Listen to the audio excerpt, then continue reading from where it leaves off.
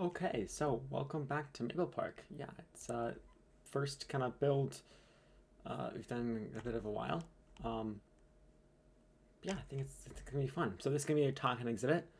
Um, yeah, so new erasure pack came out today, or when I'm recording this today. Yes, um, very cool stuff in it, and so I really wanted to build for the Takin because they're probably one of my favorite animals in the pack. They're also the only one we have at Maple Park. But yeah, so this is the first build in Maple Park you've seen in over a year. Actually, like almost 2 years. I don't know when the last time I uploaded an actual speed build or like a sped up build, I guess. Um, or time lapse, I should say. That's probably a better word. Anyways, um, yeah. So not really talking about any of the stuff that's happening, but yeah.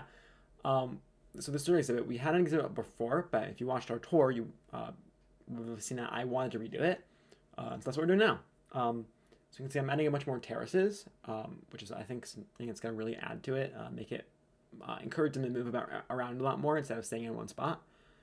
So I think terraces are like a really good way to do that. So you can see they have different walking paths. I'm using kind of rocks to outline that. I'm also using different textures of rocks as well. You can see I'm using the back half of the uh, yeah, because it's going up in the ground. Yeah.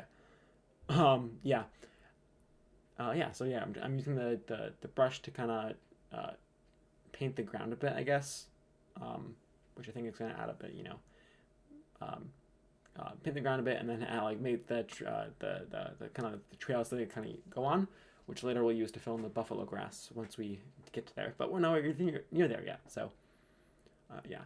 I wanted to kind of make a different barrier, but I also kind of like how the kind of this not the section theme, but like the rocks for this section all have that kind of like a random place to like just scattered. Especially like in the Joel exhibit, I used that same concept. So I kind of wanted to keep that the same, um, or in some ways. But yeah, so now I'm adding. I want to make it like so you'll guess you're looking down. It is a very big exhibit. I do want to get more. I currently have three. I have a trade for I think three or four more. I forget the exact number. But I do want to get more. My goal is to have like a herd of like seven or like 6 or 7, or maybe even 8 would be the goal. So I think like this will definitely be enough space for them. But what this much space also lets me do is it lets me have like green grass. So with like Takin, they destroy their exhibit, right? They will completely like get all rid of all the plants. But if you give them enough space, they can't eat all the plants fast enough to just completely destroy it. Um, so that's what you do. Like that's why like the bigger the habitat, the more grass there will be. Like a giant plains exhibit that has a lot of grass on it, whereas like a rhino yard that's less than an acre isn't going to have a lot of grass on it because they just eat all of it, and then just trample it as they walk around. So, but having them bigger amounts of space is really good for keeping that kind of I don't know what's the word, like keeping the grass like kind of growing, I guess. So here we go. This is buffalo grass. This is a pain to place because I have to page each one individually because of the terrain change. Because you have to align the ground so it like it's at kind of an even angle, but it just looks so good when it's done. It's so worth it. So that's why I do it every time. Because again, it's so does not look nearly as good without it. So um, that's why I kind of like everywhere it's just covered in buffalo grass because it just looks so much better than the painted grass. Like the regular grass just looks like 20 times better than that. So that's why, and they're not even comparable. Not gonna lie, like they're just such a better grass.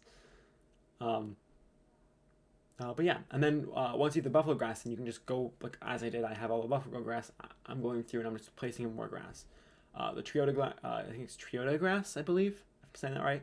Um, it's very nice because you have the stalks, and then just like different grass underneath, like kind of like a sub bit there. Also, like really adds to how it adds variation and makes it feel a bit more realistic rather than just the same thing over the whole thing. So, but yeah.